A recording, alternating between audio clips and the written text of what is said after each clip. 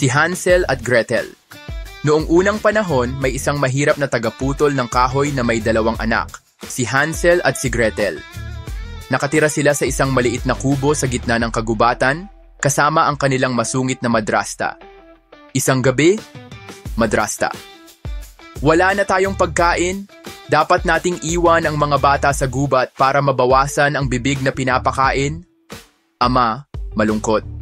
Hindi ko kayang gawin yon, mga anak ko sila. Ngunit napilit din siya ng madrasta. Narinig ni Hansel ang kanilang usapan at may naisip siyang plano. Kinabukasan, habang naglalakad papasok sa gubat, Hansel, mahina ang boses kay Gretel. Maghulog ka ng mga piraso ng tinapay sa dinadaanan natin.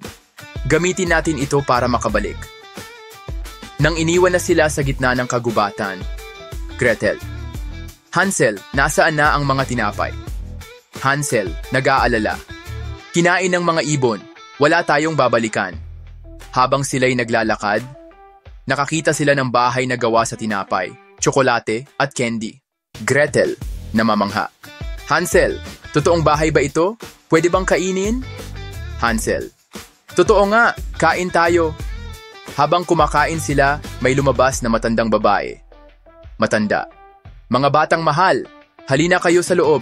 May mas marami pang pagkain sa loob ng aking bahay. Ngunit ang matanda ay isang masamang bruha. Sa loob ng bahay, bruha, ikukulong ko si Hansel at patatabain ko siya. Kakainin ko siya pag mataba na siya. Gretel, takot na takot. Wag po, wag ninyong saktan ang kapatid ko. Araw-araw, pinapakain ng bruha si Hansel at pinapagawa ng mga gawaing bahay si Gretel. Bruha, ipakita mo ang iyong daliri, Hansel. Titingnan ko kung mataba ka na. Pero matalino si Hansel. Binigay niya ang butong maliit ng manok imbes na daliri. Bruha, bakit di ka tumataba? Sawa na ako sa paghihintay. Bukas lulutuin na kita. Kinabukasan, Bruha, Gretel, buksan mo ang hurno. Gretel, nagkukunwaring inosente. Hindi ko po alam kung paano buksan. Bruha, aba, ganyan? Tingnan mo. Pagyuko ng bruha sa hurno, agad siyang itinulak ni Gretel sa loob at isinara ang pinto.